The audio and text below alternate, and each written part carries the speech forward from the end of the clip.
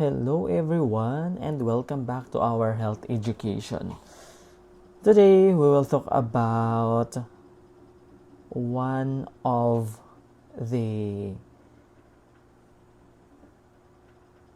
traitor na sakit. Isang traidor na sakit. What kind of disease is this? So, today we will talk about hypertension. Hypertension. So, what is hypertension?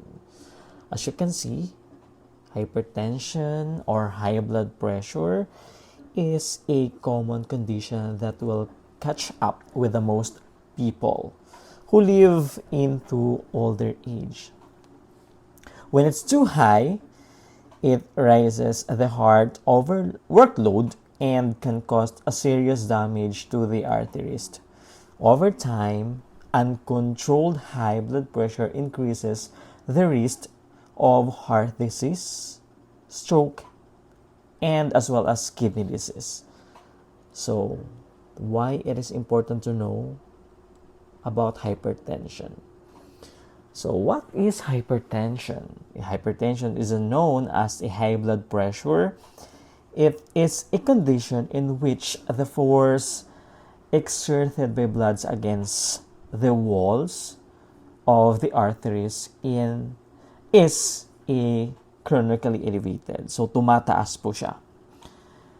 So, pero pag meron yung isang tao ng high blood or hypertension, so, it affects the whole impact ng kanyang health. So, it can causes by various factors such as lifestyle, genetics, hereditary, obesity, yes, of course, and stress.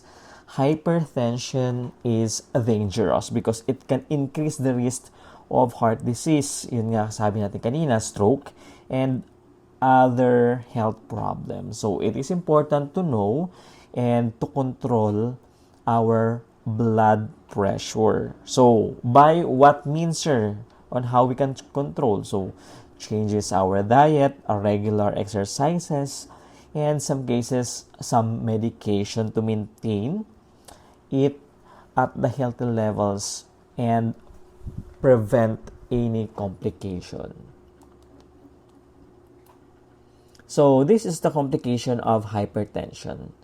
Ito po yung mga komplikasyon na magkakaroon ng isang tao if a person having a hypertension or high blood.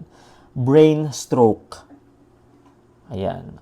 Blood vessel damage. Ayan, kasi nagnanaro yung mga ugat natin.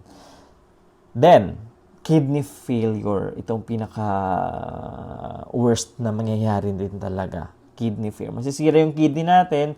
So, pag mataas yung blood pressure as well, may combination po ito na sakit din. The blurring of vision or vision lost.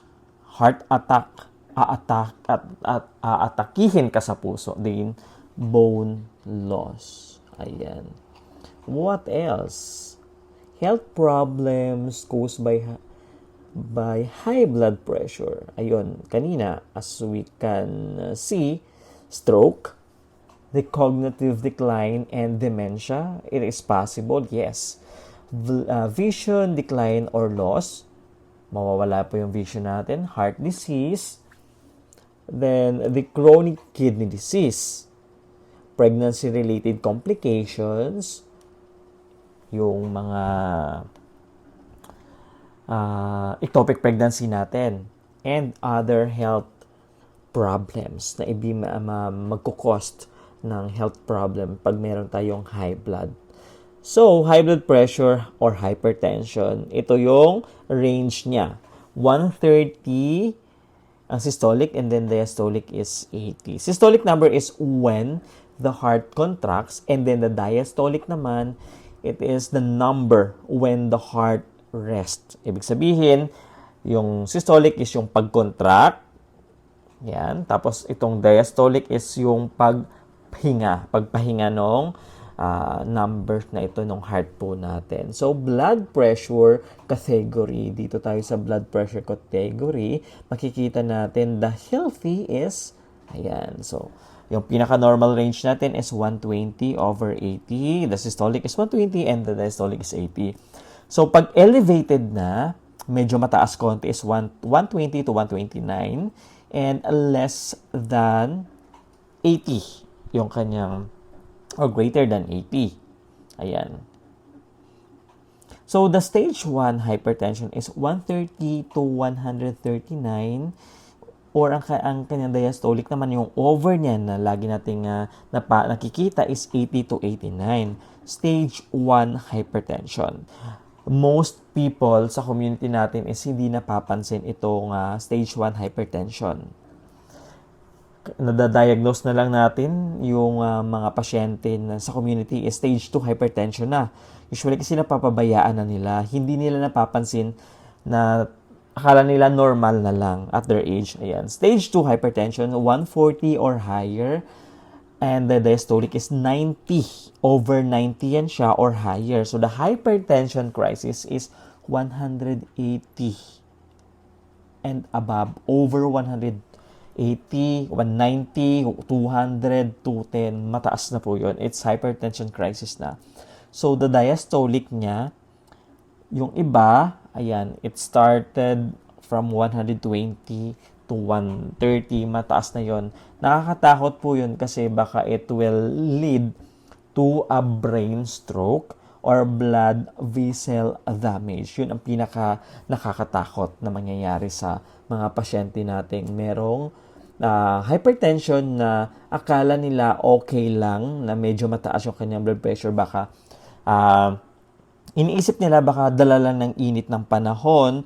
So, kailangan natin kung if ever man nga na mainit yung panahon, so we need to increase our fluid, oral fluid intake. Kailangan natin damihan yung pag-inom ng tubig. And also, pag alam natin na medyo mataas na talaga sa usual and sa normal range, so all you have to do is pumunta po tayo sa pinakamalapit na rural health unit or mga barangay health station natin para magpakonsulta. Ayan. Sa mga rural health unit natin, may mga doktor po tayo na andoon. Then, how to prevent hypertension? Paano natin maiwasan yung high blood or hypertension na tinatawag? So, we need to reduce salt intake. So, less than 5 gram daily. Ayan. So, kailangan natin kumain ng prutas and gulay regularly. Avoid the saturated fats and trans fats. Avoid tobacco or paninigarilyo. Reduce the alcohol intake or kung mas maganda na iwasan yung pag-iinom ng alak. And pinaka-importante is be physically active daily. Yun yung mahalaga on prevention ng hypertension. Then, how to detect hypertension? Health workers should regularly check the people's blood pressure. Ayan. So, it means, kung wala po kayong BP aparato sa bahay, pumunta po kayo sa pinakamalapit na barangay health station para magpa-check po ng ating blood pressure every day. Wala naman pong bayad yan. It's libre. No symptoms does not mean a normal blood pressure. Ayan. Pag walang sintomas, kasi hindi naman masakit yung ulo, hindi naman nananakit yung batok, pero mataas yung blood pressure. So, parang hindi na lang nila iniinda or pinapabayaan na lang. So, mas maganda na as early na malaman natin para mas ma-prevent natin. Ayan. So, people might have a blood pressure without any warning signs or symptoms. Yes, tama po yun. Even though na wala po sintomas, ayan, hindi naman nananakit yung ulo, hindi masakit yung batok, pero mataas yung blood pressure. So, kailangan natin pumunta pa rin sa pinakamalapit na barangay station, RHU, sa hospital para magpakonsulta para at least mas maagapan yung brain damage and yung pagputok ng ugat, blood vessels damage. Ayan. Pinaka-worst doon is heart attack. Tsaka yung iba is nawawalan ng vision or lumalabo yung mga mata paunti-unti. Ayan. So, thank you so much for today. Naway may natutunan ko kayo regarding sa ating topic for today regarding hypertension. Until next time, thank you so much.